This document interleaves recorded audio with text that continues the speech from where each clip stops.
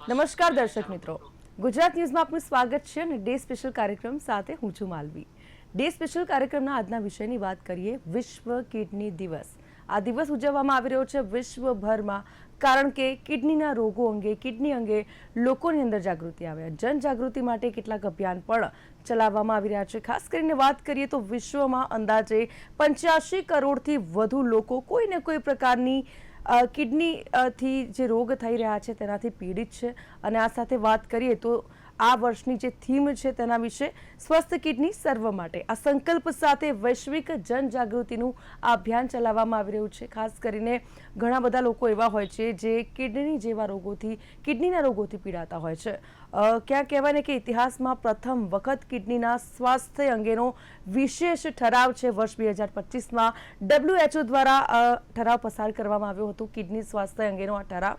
અને ખાસ કરીને એ સમજવું આપણે જરૂરી બની જાય છે કે કિડનીથી ઘણા બધા આપણે કહેવાય ને કે કિડનીના રોગો થઈ જતા હોય છે, પરંતુ આપણને એના લક્ષણો ખબર નથી હોતી. તો ક્યાંક એ વસ્તુથી આપણે અજાણ હોઈએ છીએ કે આપણને આવો કોઈ પ્રોબ્લેમ હોઈ શકે. અને એટલા જ માટે કિડની અંગે જાગૃતતા લાવવા માટે વિશ્વના 100થી પણ વધુ દેશોમાં આ દિવસની ઉજવણી કરવામાં આવી રહી છે. ખાસ કરીને આજે વિશ્વ કિડની દિવસ અને તેના વિશે જ આજે વાત કરવી છે, કારણ કે કિડનીને લઈને કેટલીક વસ્તુઓ સમજવી આપણે ખૂબ જ જરૂરી બની જાય છે. કારણ કે વિશ્વભરમાં જ્યારે કિડનીના રોગોનું પ્રમાણ ગંભીર રીતે વધી રહ્યું છે, આ જોખમ વધતું જઈ રહ્યું છે, ત્યારે ચોક્કસથી આપણે દરેક વસ્તુને આજે ડીપમાં સમજવાનો પ્રયાસ કરીશું. અને એ જ વિશે ચર્ચા કરવા માટે આપણી સાથે ગેસ્ટમાં જોડાયા છે ડૉક્ટર વિવેક જોશી, જેઓ ચીફ યુરોલોજિસ્ટ છે. આપનું સ્વાગત છે ડૉક્ટર વિવેક, ડે સ્પેશિયલ કાર્યક્રમમાં. સાથે અન્ય ગેસ્ટ જોડાયા છે ડોક્ટર મયુર કપુરિયા, જેઓ નેફ્રોલોજિસ્ટ છે. ડોક્ટર મયુર, આપનું પણ સ્વાગત છે ડે સ્પેશિયલ કાર્યક્રમમાં. જે રીતે વાત કરીએ કે અત્યારે કહેવાય ને કે કિડનીને લગતા રોગો જેનું પ્રમાણ ખૂબ જ વધી રહ્યું છે. ખાસ કરીને મારા દર્શક મિત્રોને એ જાણવું ખૂબ જ જરૂરી છે કે કિડનીના મુખ્ય કાર્યો શું હોય છે અને અત્યારે કેવા પ્રકારના રોગો થતા હોય છે, જેના કારણે આપણને કહેવાય ને કે એના લક્ષણો થકી આપણને જાણકારી મળી શકે કે હા, કિડનીના કોઈ ઇસ્યુ આપણા શરીરની અંદર છે. ડોક્ટર વિવેક. નમસ્કાર દર્શક મિત્રો. આજના આ વર્લ્ડ કિડની દિવસે જ્યારે આપણે કિડની અંગે ચર્ચા કરવા ભેગા થયા છીએ, ત્યારે એ જાણવું જરૂરી છે કે કિડનીના મુખ્ય કાર્યો શું હોય છે. એ કિડની, આપણે 2 કિડની હોય છે શરીરમાં. એ શરીરની અનેક પ્રક્રિયાનું નિયમન કરે છે. એમાં 2 પ્રકારના મુખ્ય ફંક્શન હોય છે. એક તો કિડની છે એ શરીરની અંદર ઉત્પન્ન થયેલો ઝેરી કચરો સાફ કરવાનું કામ કરે છે. આ ઝેરી કચરો ગળાઈ અને પેશાબ માટે નીકળી જાય છે. બીજું મહત્વનું કામ હોય છે એનું એસિડ અને બેઝનું બેલેન્સ કરવાનું. ત્રીજું કામ હોય છે કે આપણા શરીરની અંદર જે અમુક પ્રકારના ક્ષાર હોય છે, જેને ઇલેક્ટ્રોલાઇટ્સ કહેવાય છે, એનું નિયમન કરવાનું કામ કરે છે. ઉપરાંત કિડની એક હોર્મોનલ ફંક્શન પણ કરે છે, જે આપણા હાડકાને બનાવવા માટેનું જે હોર્મોન હોય તત્વનું ઉત્પાદન કરે છે. ઉપરાંત ઇરિથ્રોપોઇટિન નામના તત્વ દ્વારા એ લોહીનું પણ નિયમન કરે છે, રક્તકણોનું નિયમન કરે છે. તો કિડનીના આ મુખ્ય આપણા ફંક્શન કહી શકાય. ઉપરાંત બીજા અનેક પ્રકારના ફંક્શન સાયન્સમાં જાણવા મળ્યા છે, પરંતુ આપણા માટે અત્યારે આટલા ફંક્શનો મહત્વના ફંક્શન છે. કિડનીના જે લક્ષણો હોય છે, જી જી જી જી કિડનીના જે લક્ષણો હોય છે એ બાબતમાં મયુરભાઈ કહે છે કે કિડની જે ફેલ થઈ જવા લક્ષણોની વાત છે, એના માટે મયુરભાઈ વાત કરશે. નમસ્કાર મિત્રો. બોલો.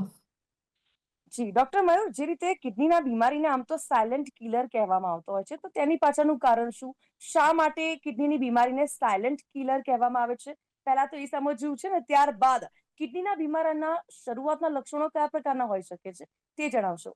હા, આ સરસ મજાની વાત કરી છે કે સાયલેન્ટ કિલર શા માટે કહેવામાં આવે છે.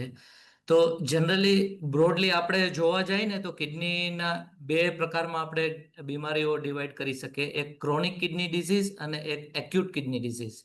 હવે મોટાભાગના લોકોને ક્રોનિક કિડની ડિઝીઝ થતું હોય છે. એના કારણો પછી આપણે જાણીશું. પણ ક્રોનિક કિડની ડિઝીઝમાં એવી પ્રોસેસ ચાલુ થતી હોય છે કે એમાં ધીરે ધીરે કિડની નબળી પડતી હોય છે, જેથી કરીને શરૂઆતના તબક્કામાં કોઈ લક્ષણો આપણને દેખાતા નથી.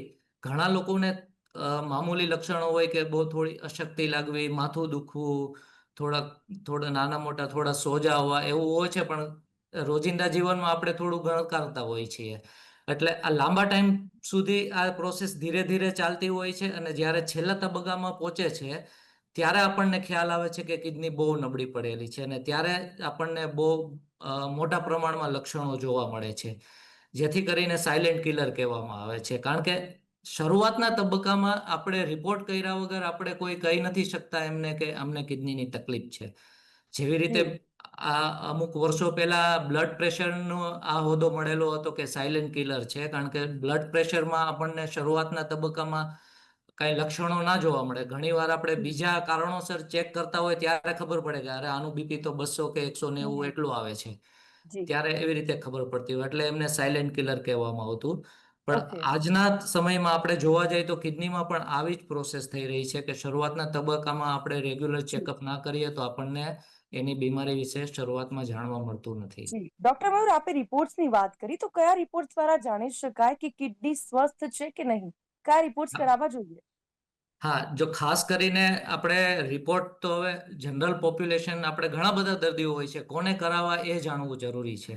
તો હમ, સૌપ્રથમ આપણે જાણીએ કે કયા લોકોને કિડની થવાની શક્યતાઓ વધુ હોઈ શકે, એટલે કે કયા ટાઈપના પોપ્યુલેશન છે કે જેમને કિડની ની બીમારી થવાની શક્યતા વધુ છે. સૌપ્રથમ આપણે જોઈએ તો બ્લડ પ્રેશર અને ડાયાબિટીસ આ જે લોકોને હોય છે એને નિયમિત ધોરણે આપણે રિપોર્ટ એમને કરાવવા જોઈએ. રિપોર્ટમાં આપણે બ્લડમાં આપણે ચેક કરી શકીએ, બ્લડમાં એક ક્રિએટિન નામનું તત્વ હોય છે જે એક આપણે કચરો માની શકીએ, જે કિડનીમાં ગરણી કેમ ફિલ્ટર થતું હોય એવી રીતે એ કિડની વાતે ફિલ્ટર થઈને પેશાબમાં નીકળી જતું હોય છે.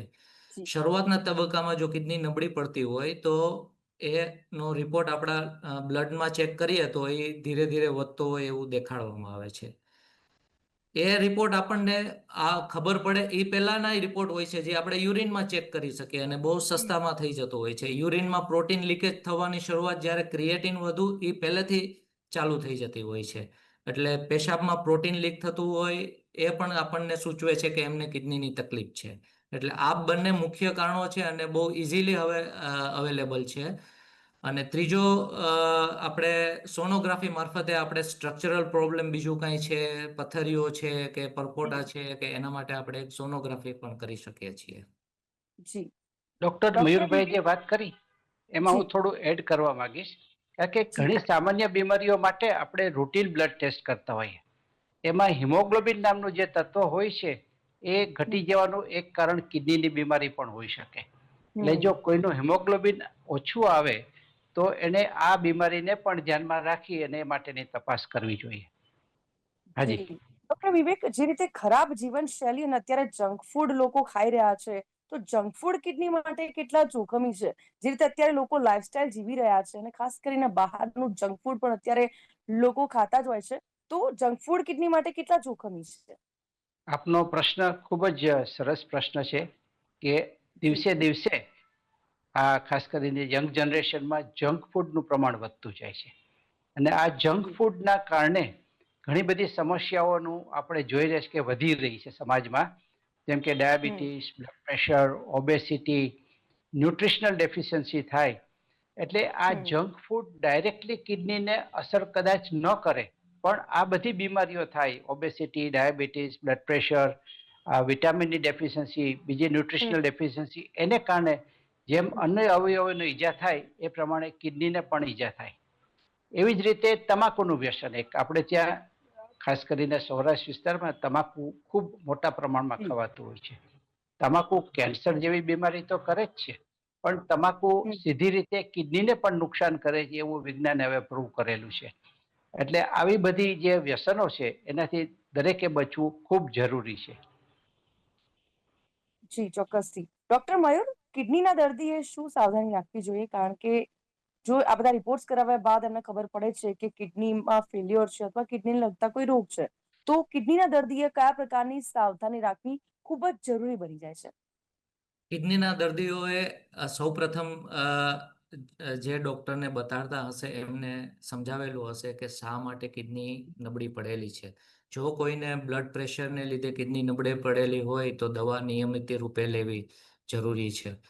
હમ રેગ્યુલર કિડનીનું ચેકઅપ કરતું રહેવું જરૂરી છે, કારણ કે ઘણીવાર અમુક લોકો એકવાર ડોક્ટરો પાસેથી દવા લઈને વર્ષો સુધી એને દવા એમને એવું લાગતું હોય છે કે બીપીની છે દવા આપણે લઈ લઈએ, તો એવી રીતે હમ. કન્ટિન્યુઅસ લેતા હોય છે. પણ નિયમિત રૂપે એમને ચેકઅપ કરાવવું જરૂરી છે. ચેકઅપ જી. કરાવી સાથે બ્લડ પ્રેશર કંટ્રોલમાં રાખવું જરૂરી છે.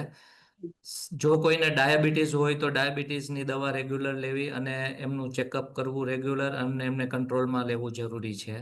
સાથે બીજી આપણે આહાર આપણે કઈ ટાઈપનો લેવો છે એ મહત્વનું છે. જેમ ડૉક્ટર જોશી સાહેબે સમજાવ્યું કે જંક ફૂડ ને એ બધામાં લેવાથી બ્લડ પ્રેશર ડાયાબિટીસના બધા બીમારી થવાની શક્યતાઓ વધી જતી હોય છે, કંટ્રોલ ના રહેતું હોય છે. એમાં ઉમેરવા માંગુ છું કે આ બધા ફૂડમાં સોલ્ટનું પ્રમાણ, નમકનું પ્રમાણ વધુ હોય છે, અને વધુ નમક સેવન કરવાથી બ્લડ પ્રેશર કંટ્રોલમાં ના રહે, કિડની ઉપર જોર પડે છે, તો કિડનીને નુકસાન વધુ ઝડપથી થાય છે. એટલે નમકવાળી વસ્તુ ઓછી ખાવી જરૂરી છે. સાથે આવા દર્દીઓને જેમને કિડની હોય છે એમને બને ત્યાં સુધી ઓવર ધ કાઉન્ટર જે દવાઓ લેતા હોય છે એ ટાળવી જોઈએ. કારણ કે અમુક દવાઓ છે એ અમુક જે લોકોને કિડનીની તકલીફ હોય છે એમાં નથી આપી શકાતી. ઘણા દર્દીઓને એવું થતું હોય છે, એક બે ગોળીઓ લેવાઈ ગઈ હોય તો એ ઝડપી રીતે કિડની નબળી પડી જાય છે. હમ. ત્રીજું સૌથી ઇમ્પોર્ટન્ટ વસ્તુ છે કે રેગ્યુલર આવા દર્દીઓએ કસરત અને વ્યાયામ કરવો જરૂરી હોય છે, જેથી કરીને એમને લોકોનું સ્ટ્રેસનું પ્રમાણ ઓછું રહે, બ્લડ પ્રેશર ને બધું કંટ્રોલમાં રહે છે. જી. આ મુખ્ય ધ્યાન રાખવા વાળી બાબતો છે. બિલકુલ. ડોક્ટર વિવેક, કિડનીની પથરી શા માટે બને છે એ મારા દર્શક મિત્રોને જણાવશો? કારણ કે અત્યારે કિડની સ્ટોનના આપણે જોઈએ છે કે કેસ પણ ખૂબ જ વધી રહ્યા છે. તો કિડનીની પથરી શા માટે બને છે શરીરની અંદર? આપનો પ્રશ્ન ખૂબ જ સુંદર પ્રશ્ન છે. જી. કિડનીમાંથી જે બ્લડ ફિલ્ટર થાય અને કચરો વધે, એમાં આપણા જે વધારાના ક્ષારો બધા નીકળતા હોય છે, કેલ્શિયમ છે, ઓક્ઝલેટ છે, યુરિક એસિડ છે, એ બધા ક્ષારો નીકળતા હોય છે. હવે કોઈ પણ જ્યારે પ્રવાહીમાં એક ક્ષારનું પ્રમાણ વધી જાય, જેમ હું હમ. આમાં ઘણી વખત દર્દીઓને દાખલો આપતો હોઉં છું કે આપણે અડધો ગ્લાસ પાણી લઈએ અને એમાં આપણે ખાંડ ઓગળવાની કોશિશ કરીએ તો શક્ય છે કે 2 કે 3 ચમચી ખાંડ ઓગળી શકે. પછી વધારાની જેટલી ખાંડ નાખીએ આપણે એને ગમે તેટલું હલાવીએ તો ઓગળશે નહીં. આને સેચ્યુરેશન પોઈન્ટ કહેવામાં આવે છે. એટલે હમ. જ્યારે કોઈ પણ ક્ષારનો સેચ્યુરેશન પોઈન્ટ પહોંચી જાય ત્યારે એ અંદર ક્રિસ્ટલ રૂપે પ્રેસિપિટેટ થાય, અને આ ક્રિસ્ટલો ધીરે ધીરે કરતા મોટા થતા એમાં પથરી બને છે. એટલે દર્દીને 2 પ્રકારની તકલીફ હોઈ શકે. એક તો એ કે પેશાબમાં ક્ષારનું પ્રમાણ વધારે હોય, અથવા તો એવા તત્વો જે પથરી રોકવાનું કામ કરતા છે એની ખામી હોય, તો આવા દર્દીઓને પથરી થવાની શક્યતા વધારે હોય છે. જી. ડોક્ટર વિવેક, કિડની ફેલ્યોરના કિસ્સામાં માફ કરશો, ડાયાલિસિસ ક્યારે જરૂરી બની જતું હોય છે? આ બાબતમાં તો ડોક્ટર મયુર વધારે સારી રીતે કહી શકે, જી કારણ કે ડોક્ટર, બસ આ ડાયાલિસિસ. સવાલ આપને પાસ કરું છું કે યસ. કિડની ફેલ્યોરના કિસ્સામાં ડાયાલિસિસ ક્યારે જરૂરી બની જતું હોય છે, અમારા દર્શક મિત્રોને જણાવશો? જી જરૂર. કિડની ફેલિયરના જે મેં શરૂઆતમાં કીધેલું તબક્કા હોય છે, 5 તબક્કામાં કિડની ફેલિયર ને ક્રોનિક કિડની ડિઝીઝ હોય છે, એમને જી. ડિવાઈડ કરેલા છે. તો જ્યારે 5મા તબક્કામાં આવે છે, એમને સ્ટેજ હમ. 5 કહે છે, ત્યારે એ લોકોને આપણે ડાયાલિસિસની જરૂર હોય છે. એવું નથી કે 5મા સ્ટેજમાં આવી ગયા એટલે સીધું ડાયાલિસિસ કરી જ દેવું છે. હમ. સાથે દર્દીની કન્ડિશન કેવી છે, એમને સોજા બહુ ચડે છે, શ્વાસ હમ. લેવામાં તકલીફ થાય છે, કિડનીને લીધે બીજા તત્વો જેમ કે હિમોગ્લોબિનનું પ્રમાણ ઓછું રહે છે, વારંવાર લોહી હમ. ચડાવવું પડે છે. કિડનીનું સૌથી મહત્વપૂર્ણ કાર્ય એક છે કે આપણા હાડકાની હેલ્થ જાળવી રાખે, હાડકા નબળા પડવા માંડે છે. તો જી. આવી સ્થિતિ ઊભી થાય, સાથે કિડની સ્ટેજ 5મા સ્ટેજમાં આવી જાય ત્યારે આપણે એમને ડાયાલિસિસ કરવું પડે છે. હમ. બીજું, અમુક લોકોને કિડની અમુક ક્રિટિકલ દર્દીઓ હોય છે જેમને અચાનક કિડની નબળી પડી ગઈ હોય છે, એમને એક્યુટ કિડની ઇન્જરી કહે છે. હમ. સડનલી જેમ કે અમુક લોકોને કોઈ ઇન્ફેક્શન થઈ ગયું છે, મલેરિયા થઈ ગયું છે, કોઈ ઝેરી દવા લેવાઈ ગઈ છે, અથવા તો એવી ગોળીઓ ખાવાથી કિડની ઉપર અસર આવી ગઈ છે, તો એ હમ. લોકોને અચાનક કિડની નબળી પડી જાય છે. તો એવા સંજોગોમાં પેશાબ ઉતરતો બંધ થઈ જાય છે, તો એવા સંજોગોમાં પણ આપણે ડાયાલિસિસ કરવું પડે છે. બિલકુલ. ડોક્ટર મયુર, કિડની ટ્રાન્સપ્લાન્ટ વિશે કેટલીક ગેરમાન્યતાઓ પણ છે, તો એ આપણે દૂર કરવાનો પ્રયાસ કરીશું આ કાર્યક્રમ થકી. તો કિડની ટ્રાન્સપ્લાન્ટ વિશે સમાજમાં કઈ એવી ગેરમાન્યતાઓ છે જે પ્રવર્તે છે? હા, અમુક માન્યતાઓ એવી છે. ઘણા લોકોને એવું હોય છે કે જે કિડની ટ્રાન્સપ્લાન્ટમાં જનરલી આપણે એવું હોય છે કે જે દર્દી હોય છે એમને બીજાની કિડની આપણે એમના શરીરમાં ફિટ કરીએ છીએ. જે હમ નેચરલ કિડની હોય છે એમને એ જગ્યાએ બંને કિડની તો રહે છે, એમને કાઢવાની જરૂર નથી હોતી. હમ ડાબી બાજુ કે જમણી બાજુ, જનરલી જમણી બાજુ નીચેના ભાગમાં હમ બીજી કિડની ફિટ કરવામાં આવે છે. હમ માન્યતાઓમાં એવું હોય છે કે આપણે કોઈ કિડની દેવા વાળું હોય છે તો એ લોકોને એવું હોય છે કે એમને તકલીફ થઈ જશે, એમનું જીવન ટૂંકું થઈ જશે. એ મોટી ગેરમાન્યતા છે કે જે લોકો કિડની આપે છે એમનું જીવન ટૂંકાઈ જશે. જી બીજી માન્યતા એવી છે કે કિડની ટ્રાન્સપ્લાન્ટ ખાલી યંગ લોકો માટે જ છે. આજના જમાનામાં ઘણા મોટી ઉંમરના લોકોને પણ સારી સક્સેસ રીતે આપણે કિડની ટ્રાન્સપ્લાન્ટ કરી શકીએ છીએ. હમ જોશી સાહેબ ડિટેલમાં થોડુંક કહેશે. આપણે બીટી સવાણીમાં 70 યર્સ સુધીના પેશન્ટનું પણ ટ્રાન્સપ્લાન્ટ કરેલું છે. એવી જ રીતે બીજી માન્યતા એવી છે કે કિડની ટ્રાન્સપ્લાન્ટ જે છે એ ફિમેલમાં ખાસ કરીને કિડની ટ્રાન્સપ્લાન્ટ કર્યા પછી પ્રેગ્નન્ટ નથી થઈ શકતી. હમ આજના સાયન્સની જે અત્યાર સુધીની ડિસ્કવરી થઈ છે એમાં ટ્રાન્સપ્લાન્ટ થયા પછી પણ કન્સીવ કરી શકવું શક્ય બન્યું છે. હમ કિડની ટ્રાન્સપ્લાન્ટ ઘણા લોકોને એવું હોય છે કે બહુ અમીર લોકો માટે જ હોય છે. હમ એ પણ હવે આપણે ઘણું બધું એમાં આપણે કામ કરીને બહુ ઘણા નજીવા ભાવે આપણે કરી શક્યા છીએ. અમુક માન્યતાઓ એવી હોય છે કે આપણે બીજા ઘણા અમારી પાસે એવા દર્દી આવતા હોય છે કે અમારા કોઈ સગા છે, તેમનું ડેથ થઈ ગયું છે, અમારે કિડની આપવી છે. તો હમ એ આપણે શક્ય નથી બનતું. કિડની આપણે એવી જ રીતે લઈ શકીએ જ્યારે જેમનું બ્રેન ડેડ થયેલું હોય છે ત્યારે જ લઈ શકીએ છીએ. કાર્ડિયાક ડેથ થઈ ગયું હોય છે તો આપણે એમને હજી લઈ શકીએ છીએ, પણ એમાં ઘણા બધા કોમ્પ્લિકેશનો થતા હોય છે. એટલે એક એવી માન્યતા હોય છે, ઘણા બધા એવું થતું હોય છે કે અરે અમારા સગા છે, એમનું ડેથ થઈ ગયું છે, અમારે કિડની ડોનેટ કરવી છે. આ જી મુખ્ય માન્યતાઓ ઘણા પ્રશ્નો ઘણા દર્દીઓને થતા હોય છે. જી શબ્દ હું જોશી સાહેબને કહી 2-4 શબ્દ આમાં ઉમેરે. હા, જી આ ડોક્ટર વિવેક, ડોક્ટર એ પ્રશ્નનો મયુરભાઈએ બહુ પણ જવાબ આપશો અને સાથે આપણે એ પણ પૂછવું છે કે રોબોટિક સર્જરી શું છે અને એ કેવી રીતે યુઝફુલ હોય છે એ પણ આપ જણાવશો. આપે ખૂબ સુંદર પ્રશ્ન લીધો છે આ. જી એક તો કે સમાજમાં બે વસ્તુની એક ખોટી માન્યતા છે. એક તો હમ એવું માને કે ડાયાલિસિસ કરીએ પછી આખી જિંદગી કરવું પડે. ખરેખર હમ એનાથી ઊંધું છે, કારણ કે ડાયાલિસિસ કરવું પડે માટે આખી જિંદગી કરવું પડે છે. ડાયાલિસિસ કર્યું માટે આખી જિંદગી નથી કરવું પડતું. કારણ જી કે ડાયાલિસિસ છે એ કિડનીની સારવાર નથી. કિડની વતી મશીનમાં બ્લડને ફિલ્ટર કરવાનું જે કામ થાય એને ડાયાલિસિસ કહેવાય. જીવતા હમ માણસમાં શરીરમાં જે કચરો બનતો જ હોય એ તો આપણે સાફ કરવો જ પડે. એટલે હમ એને રેગ્યુલરલી દર અઠવાડિયે 3 વખત ડાયાલિસિસ કરીને સાફ કરવું પડે. એ કારણ કે કિડની કામ નથી કરતી માટે ડાયાલિસિસ કરવું પડે છે. હમ બીજી વાત છે કે આપ પણ ઘણી વખત સોશિયલ મીડિયામાં મેસેજ જોતા રહેશો. ઘણા છેલ્લા 5 વર્ષથી એકને એક મેસેજ અવારનવાર આવે. હમ સારા માણસો સારી ભાવનાથી અમને ફોન કરે કે આ સો and so person has died અને એની કિડની અવેલેબલ છે, તો સાહેબ કંઈ તમારે કિડની કામ લાગે તો કરો વ્યવસ્થા. આ જે હમ કેડેવર ટ્રાન્સપ્લાન્ટની વાત કરી ડોક્ટર મયુરભાઈએ, એ જી બ્રેઇન ડેથ માટેનું હોય છે. અને એ જે તે ટ્રાન્સપ્લાન્ટ માટેની વ્યવસ્થા આખા સરકારે એની એક પદ્ધતિ બનાવેલી છે, એ પ્રમાણે થાય છે. અને હમ જે આઈસીયુમાં દર્દી દાખલ હોય, જેને કેડેવર માટેનું જેનું બ્રેઇન ડેથ ડિક્લેર થયું, એની પણ જી એક ખાસ પ્રોસેસ હોય છે. એના ન્યુરોફિઝિશિયન, ન્યુરોસર્જન, આઈસીયુ સ્પેશિયાલિસ્ટ એના હમ કેટલાક ટેસ્ટ કરીને ડિક્લેર કરે છે કે આ માણસનું બ્રેઇન ડેથ થઈ ગયું છે, એને કોઈ સાજા થવાની શક્યતા નથી. જી ત્યાર પછી જે તે આઈસીયુના જે ડોક્ટર હોય એ હમ ટ્રાન્સપ્લાન્ટ સેન્ટરની એક સ્ટેટ ટ્રાન્સપ્લાન્ટ ઓથોરિટી કહેવાય, સોટો છે, એનો કોન્ટેક્ટ કરે કે ભાઈ અમારે ત્યાં આવો દર્દી અવેલેબલ છે, એનું કિડની ડોનેટ જી કરવાની થાય છે.